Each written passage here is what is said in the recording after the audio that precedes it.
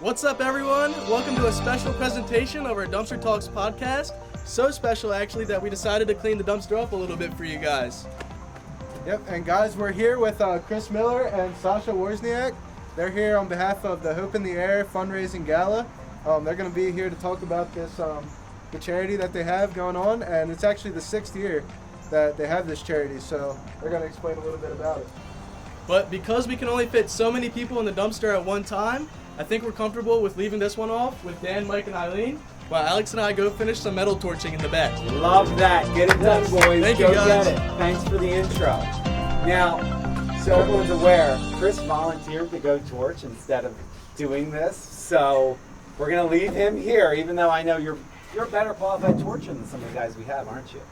Could be. I think you could. So again, Chris and Sasha are here. They're great friends of ours. Hope in the Air is in its 6th year.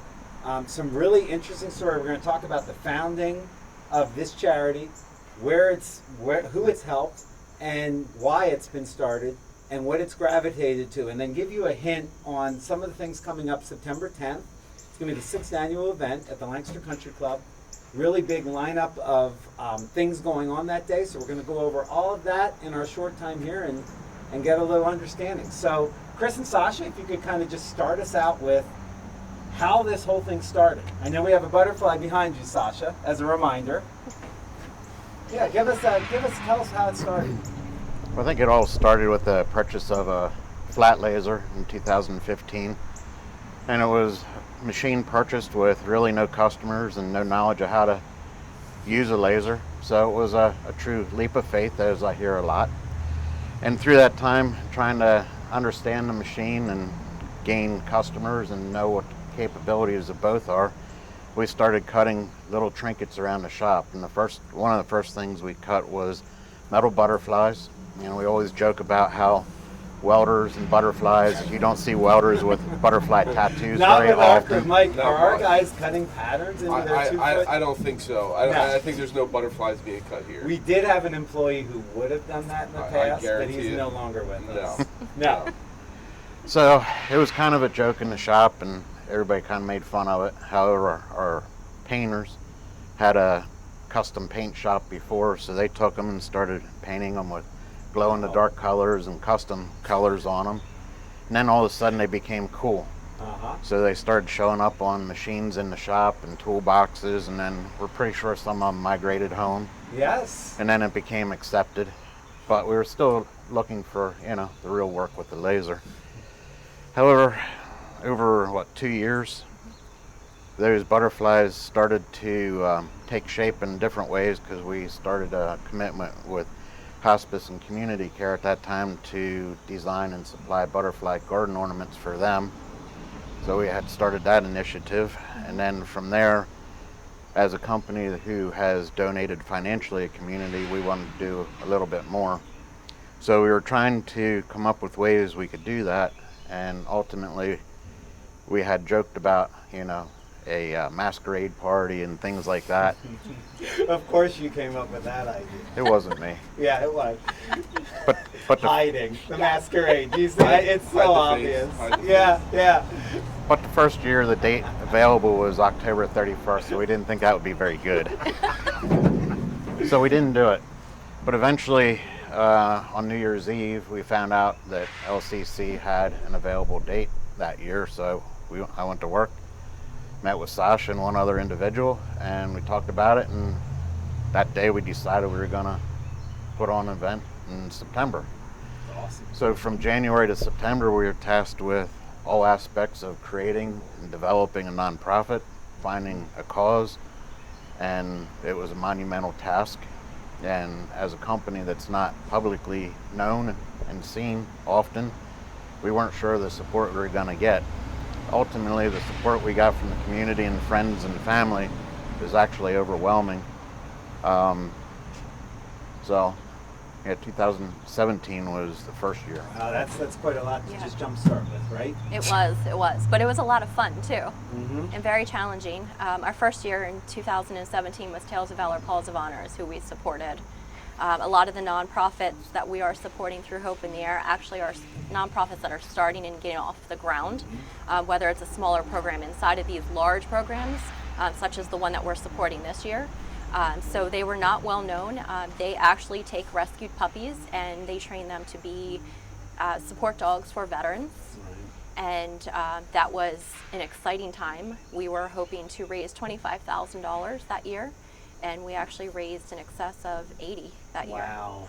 Talk about starting out big. Yeah. That's amazing. Yeah. It is. And then it just sets the bar higher. It did. Every It did. time. Yeah. So, understanding that, so you guys exist as a charity to help other charities that might get overlooked.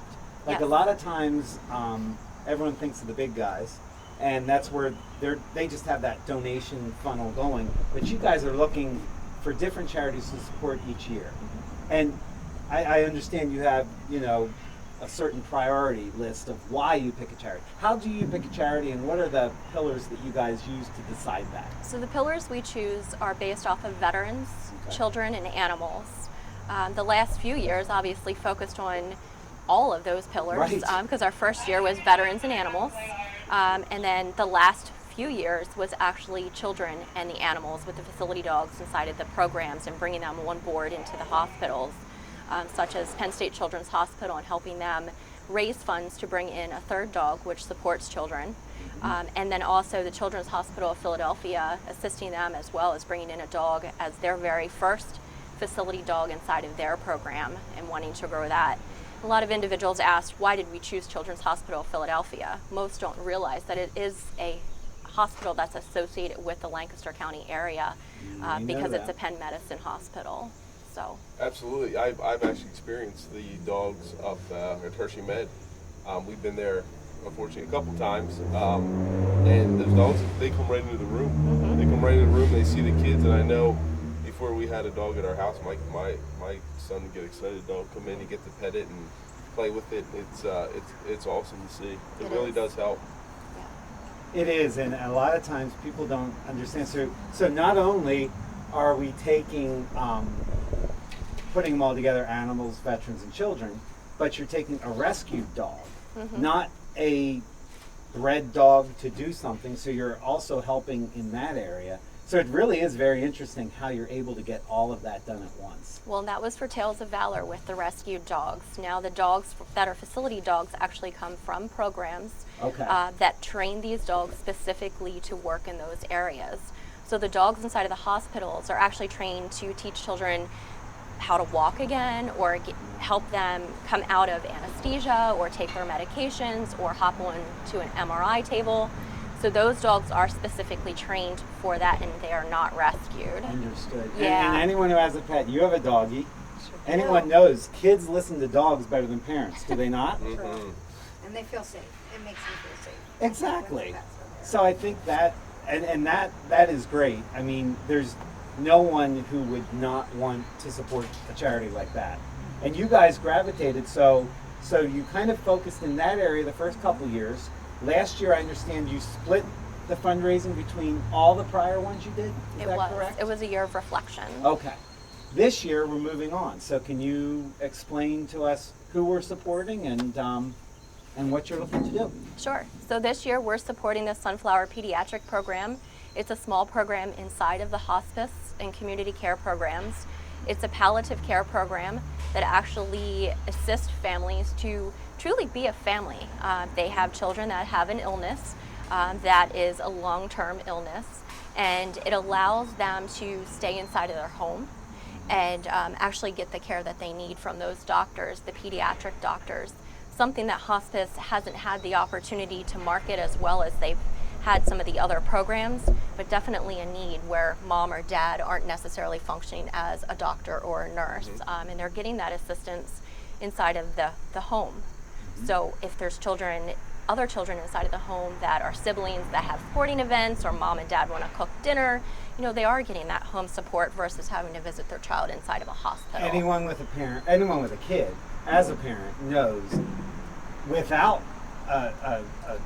some kind of diagnosis like that, which is unthinkable, just even an illness. If you could have an illness treated in the home, you know how less disruptive that would be Right. than what all of us have had at one time in our life. But then compound that with someone getting a fatal diagnosis, and not knowing where to turn, being in a system versus getting that personal care. Eileen and I were both lucky enough to be at the event you guys had to announce the charity this year. And what struck me is they actually said there's a possible census of 20 to 40 kids in this area with a fatal diagnosis that could be helped at home. And what isn't covered. That is a lot of money, is it not? It is. It is. That just struck me. I wouldn't, would any of you guys have guessed that many, to be No. honest? No. That Not at wouldn't all. have even come up. How did you guys kind of gravitate to this? I know you have a history with hospice. We do. We started, donating funds to hospice back in 1989 and have contributed to them through the years. When we had originally picked them, family members and coworkers and friends obviously, unfortunately, have the need for that. Yeah, And our families had it. I bet everyone here has had a family member who's used it. it was a way for us to give back and support people having all kinds of different needs. So, going through personally with my dad, it was one of those things that can't imagine an individual, that's what their job is, to deal with those situations, because I don't know how you do that. So it is a special type of a program, special type of person handling the responsibility of caring for people's loved ones as well. So I think that was the original commitment. This year we interviewed, each year we go through due diligence period where we interview multiple groups, and there's things we understand we're asking people to donate their hard-earned money and support programs. So there's a huge burden on our shoulders to make sure it's right for the community, it's right for the donors. And ultimately this year it caused us to be a little bit late in the announcement because we had to make sure it was right. And going back to the founding principles of wanting to use our network to promote and introduce new programs that aren't well known or hidden gems, we landed on the Sunflower Pediatric program. This is a slam dunk. So Dr. Moyer, who spoke at the event, and all the hospice representatives, you could feel the passion and intensity because they know it's a need that's not being covered. They know what they can do, and they do have some inpatient, processes that they can do, but they know that this is better. And what they explained, what was most interesting to me, is they try to pick this up early, and in fact, sometimes almost scare the parents by using the word hospice, but it helps them understand that they're here for the long haul of this. It's not just the 6-month thing because that's the insurance mandate to get coverage. It's that they're here for the long thing. So they were talking about some really interesting things they do for people, correct? Like Yes. almost like a Make-A-Wish added in a sense? Yeah, they've actually supported families in the process of taking their children on vacations and getting those experiences as a family while the child is dealing with this terminal illness. Yeah. And then preparing the family for that transition into the in-home hospice facility programs and getting the family prepared for end of life. Yeah, I think it's awesome. I mean, you have this situation where, I look at it, if my family and kids, you have other kids, and you try to keep everything as normal as possible, and this allows it to happen when you're going through this instead of worrying about here or there or everything in between. Yeah, absolutely. Oh, it's amazing, and I actually, my naivete, I thought this kind of was already being covered, because until you're in it, you wouldn't know that this is a need that's not met. Another thing that was really interesting, and we'll send a link to this in the show notes. The brochure you gave us was a story. First of all, at the event, they told the story of a child. And unfortunately, all the endings, the endings, and these caregivers have to absorb this every time. That's amazing to me to understand that they're absorbing all of this every time. But the handout paper was an example of twins that had a terminal eye cell deficiency that died 5 years apart from each other. Right. So you understand what that toll of that family. It's an amazing toll. And honestly, that was probably a 10-year process, 8 to 10-year process. And to be able to have someone walk through that with you as a guide, as a trusted, you become a family member at that point. When someone's in your house that Yeah, long, absolutely. you know, it's just a great charity. So what's interesting, when I look to donate to a charity, I want to know 98% and above going to the actual people. I mean, 98 is a massive goal. A lot of times you have administrative costs, at least 10, 15, 20% eaten up. Tell us about this one. No administrative costs on this one. None. None. Part of our daily job between our normal business is also helping with the open air and making sure it all comes together. So every dollar that's raised and donated goes right to the charity. That's awesome. For the end cause. That's awesome. So you can be confident knowing, as we're telling you the stories of what this charity helps, that the people being helped are getting all of it.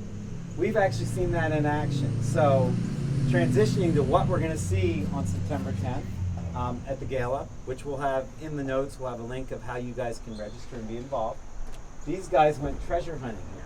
So every year they have an online auction, an auction at the event. Here today. Yes, they're still treasure. Oh, they're finding- going to come out with Yeah. some more today. Yes. But they came up with some interesting items to add to the auction. So at the event, so just set us up what happens at the event, and then we can talk specifically about some items this year. Sure. In the beginning of the event, which starts at 6 p.m. on September 10th, there is the silent auction that we have individuals bidding on through a period of time. And then there is the dinner and auction, a live auction. And after that, then there's dancing and dessert. Oh, I love this. So let's hear some items, because as I said, you guys did go treasure hunting here. We did. And you found a good one, right? Oh, yeah. Tell us. We have a cabinet that is going to be a bourbon cabinet. And it actually, Chris is laughing. So it's going to be our Yellowstone cabinet. Okay. And it is going to have Yellowstone bourbon. Okay. And it's going to say, in a world of Karens, via Beth Dutton. I love that. So what kind of bourbon what is good bourbon? I am not one to know this. There's various different good bourbons. Oh, I bet you're stocking it with the best, aren't you? We're putting a few in. Oh, I bet you are. One of these days I'm gonna have to learn about it. Oh, I know. You're a slow learner, Chris. Maybe. Have you had the Yellowstone bourbon? I have not. Okay. Okay. So, Well, yeah. there's always good for trying new things, Chris. That's You know, That's for learning sure. new skill, getting comfortable being uncomfortable, Chris. You know. That's true. Yes, That's we're all I love it. experiencing that I love today. it. That all came down to the beginning of this, right? Absolutely, that's where we are, my friend. So let's talk about, so what are some other items that might get people's interest? Sure, we have a really cool auction item. It is a Corvette C8 for the weekend Beautiful. that you can drive around. We also have a donation from Brent Miller Jewelers, where they're making custom jewelry pieces Cool. for our auction. And we have Gilded Lily donating 10 arrangements with a value of about $2,500 that Oh, you wow. can share with your colleagues or send to family members or what have you throughout the year. Okay. And we have Flyers tickets. Yeah, that dinner Awesome. as well. Yeah, we with have a dinner Nikki. with Nikki Marchetti Okay. for an in-home dinner with her cooking in your home for Oh, 8 that's a people. cool one. Yeah, Okay. so really cool stuff. Is there a dumpster being auctioned off, or no? Well, you Should never we know. add that to the item list? Good. that'd The be- contents of the dumpster here are much more valuable than the dumpster. Absolutely. So last year We can auction off a dumpster talk. we you could auction We off. could be a special guest in the dumpster talk. I think Chris would have given that away today without any donation. I honestly feel that. So This is last costing us year, enough. Having him last here. year, what were the bigger items last year? Last year we Oh, had the dinner very similar. with Yeah. Nikki Okay. was the big one. Did we have any golf themed items last Ooh, year? yeah. We Talk did. about that one, Chris. We did have golf last year. What did we have? What were the items that we had for bid? Day of golf with myself. Oh, wonderful. Yeah. Whole day. Whole day. Okay. Okay. Does it come with a new set of clubs? The too? whole day is Yeah. 2 hours long. 2 hours long. Just kidding. Yeah. So it's the on course. It's the 19th hole, which is a big part of the day, and it's the whole experience. Correct? It is. Wonderful. Well, that sounds like something worth bidding on. I think so. I know. I would enjoy that one. I know you'll be in it. Your husband and maybe you or your daughter Paige no. may even be able to bid on that one.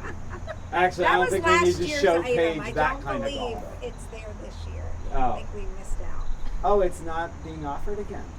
You never know. I think Sasha Oh. I think that will be offered. Yes. Yeah. You'll have to fill I out. think that's Saw it being here added first. at the end. Yes. So we want to encourage you. Thanks first for taking the time to talk to us, guys. This is really special to us because we personally, I mean, I'm sitting here, right? My grandma's house is right there. She was a beneficiary of hospice for a while, and you could see at the end, and I know you guys probably have similar experiences, where people have a huge upswing, and then the ultimate. But she was surrounded by love, and we knew that, and that's just a difference maker. Add that to the thought of one of your children getting a fatal diagnosis and wanting the best for them and not knowing where to go and just being confused, and being able to piggyback people who do this every single day, and also knowing how they can do it with a kid angle. That's what makes this charity a no-brainer. So we're proud to support, and we're looking forward to the event. Absolutely. And we hope we gave you a little bit of a look at this charity, and see, hopefully you'll consider joining us on September 10th. Correct, sir? Yes, sir. Thank you. Thank you guys for your time. Can I Can't add wait one to more? have you Yes, back again. yes. Add one more thing. So, I think when we reflect back on this, it really comes down to making a difference.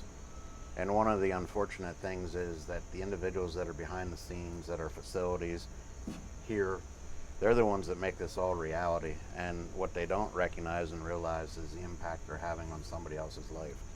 And they'll never go to a gala. It's not their interest. And, you know, they may never donate $1, but what they do in their daily action is making it possible for us to do this. And I think Sasha would agree that, you know, while touring the facilities, you don't know the impact until you meet the people, which, you know, we don't meet most of the individuals we know we impact. But when you see an emergency room doctor come out and get down with the dog or family, the one thing that you know is that their lives are changing, which ultimately may change somebody else. You know, and with the veterans and everything else, it may save a suicide. And those are things that are the hidden gems behind what's being done. So at the end of the day, I mean, it really comes down to making a difference and, you know, having friends and family and community. Through the 5 years that we've done this so far, the support of the group has been overwhelming. So it's been a true honor and pleasure to be part of it and the creation of it. And I think when we did the first butterfly, we never equated the symbol of the butterfly, hope, and ultimately becoming Hope in the Air. And since then, raising a lot of money for a lot of people in need. Things are meant to be. You right. commented at the event Something about you the were- sunflower, that actually is who you are. Right. And things sometimes just are meant to be, and it's God's way of putting things in our path. That was very beautiful, guys, and thank you guys for inspiring us to be a part of this. We're very proud to support, and we look to see everyone on September 10th. Thank you.